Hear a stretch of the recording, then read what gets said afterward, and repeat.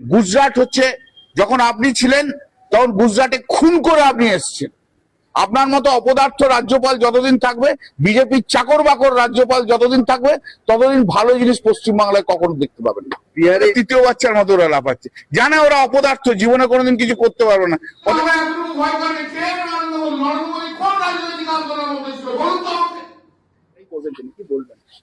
যিনি ভারতবর্ষকে গণতন্ত্রবিহীন করে দিয়েছে, যার জন্য ভারতবর্ষে শয়ে শয়ে মানুষ মরছে, যিনি নির্বাচনের আগের দিন রাত্রে লালকেল্লায় গাড়িতে বোম রেখে বোম ফাটিয়ে যেতে, সেই প্রধানমন্ত্রীর কথাতে কিছু হয় না। জঙ্গলরাজ আপনি নিজে তৈরি করেছেন। গুজরাট হচ্ছে, যখন আপনি ছিলেন তখন গুজরাটে খুন করে আপনি এসেছেন। অর্থাৎ আপনার মুখে এসব মানায় না নরেন্দ্র মোদী। আর জঙ্গলরাজ কোথায় আছে? জঙ্গলরাজ তো আপনার বাড়িতেই আছে। জঙ্গলরাজ তো আপনি তৈরি করেছেন, মধ্যপ্রদেশে করেছেন, দিল্লিতে তৈরি করে ফেলেছেন, সব জায়গায় জঙ্গলরাজ আছে।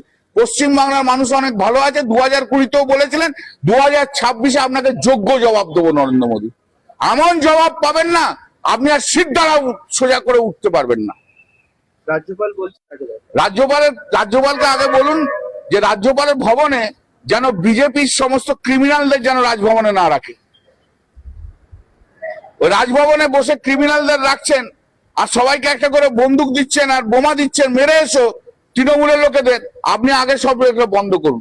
আপনার মতো অপদার্থ রাজ্যপাল যতদিন থাকবে, বিজেপির চাকর বাকর রাজ্যপাল যতদিন থাকবে, ততদিন ভালো জিনিস পশ্চিমবাংলায় কখনো দেখতে পাবেন না। বিহারে এনডিএ না, সে ছাগলের তৃতীয় বাচ্চার মতো লাফাচ্ছে, বুঝতে পারছে? ছাগলের তৃতীয় বাচ্চার মতো ওরা লাফাচ্ছে, জানে ওরা অপদার্থ, জীবনে কোনোদিন কিছু করতে পারবে না।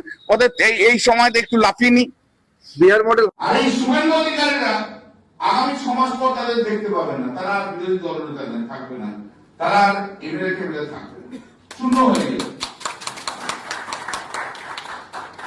ওই বাংলা থেকেও ষাটটাকে হলদি নদীতে জল খাইয়ে ছাড়বে।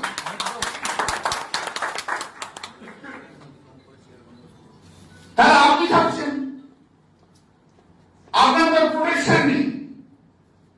আপনার প্রোটেকশন নেই, ইমপিচমেন্ট ছাড়া হবে না। আপনি কিন্তু অবৈধ কাজ করলে আপনার ডিসিপ্লিন পুষ্টি করে চাকরিটা নট হয়ে যাবে, টাইট টাইট করে ট্যাক ট্যাক ট্যাক ট্যাক করে কেটে যাবে, কেউ আটকাবে না। স্যানিটারি পোস্ট, কিন্তু আন্ডার দি কন্ট্রোল। না না, সে তো chief election commissioner, but is not the chief electoral officer. অতএব চিফ ইলেকট্রাল অফিসারের কিন্তু অনেক বিপদ আছে। আর চিফ ইলেকশন কমিশনার অনেক অবৈধ আদেশ দেবে, আপনি অবৈধ আদেশ মানবেন না। শুধু আইন অনুযায়ী কাজ করুন, আর তার বাইরে কিছু না। আর আপনি যাই হোক, আপনি বিজেপির কন্টিনিউড পাইপ পাবেন না, চিফ ইলেকশন কমিশনারের মতো কন্টিনিউড পাইপ পাবেন না।